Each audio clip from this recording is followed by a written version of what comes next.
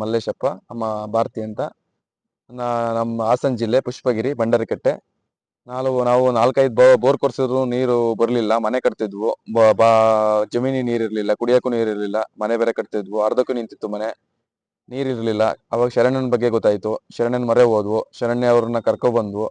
ಶರಣ್ಯ ಆಶೀರ್ವಾದ ಮಾಡಿ ಪಾಯಿಂಟ್ ಮಾಡಿಕೊಟ್ಟು ನೀರು ಚೆನ್ನಾಗಿ ಬಂದಿದೆ ನಮಗೆ. ಬೋರಿಗೆ, ಮನೆ ಕಟ್ಟಕ್ಕೆ, ಕುಡಿಯೋಕೆ ಎಲ್ಲದಕ್ಕೂ ಅನುಕೂಲ ಆಗಿ ಜಮೀನಿಗೂ ಅನುಕೂಲ ಆಗಿದೆ. ಶರಣನ ಆಶೀರ್ವಾದ ಚೆನ್ನಾಗಿ ಆಗಿದೆ ನಿಮಗೆ.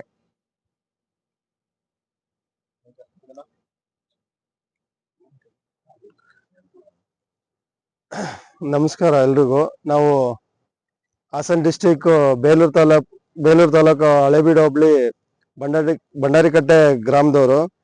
ನಮ್ಮೂರಲ್ಲಿ ಈ ಮಲ್ಲೇಶಪ್ಪ ಅಂತ ಹಾಗೂ ಚೇತನ್ ಅವರು ತುಂಬಾ ವರ್ಷಗಳಿಂದ ಅವ್ರ ಜಮೀನಲ್ಲಿ ನೀರಿಲ್ದಲೆ ಅಭಾವದಿಂದ ಬಹಳ ಇದ್ ಮಾಡ್ತಾ ಇದ್ರು. 5-6 ಬಾವಿ ಕೊರ್ಸಿದ್ರು. ಹಾಗೂ ಈಗ ಮೊನ್ನೆ ಮನೆ ಕಟ್ಟಕ್ಕಿಂತ ಇದ್ ಮಾಡಿದ್ರು, ಫೇಲ್ ಆಯ್ತು. ನೀರಿನ ಸಮಸ್ಯೆ ತುಂಬಾ ಇತ್ತು. ಇರೋ ಒಂದ್ ಬಾವಿಲಿ ನೀರು 1 ಇಂಚ್ ಲೆಕ್ಕದಲ್ಲಿ ಬಂದು ನಿಂತು ಹೋಗ್ತಾ ಇತ್ತು.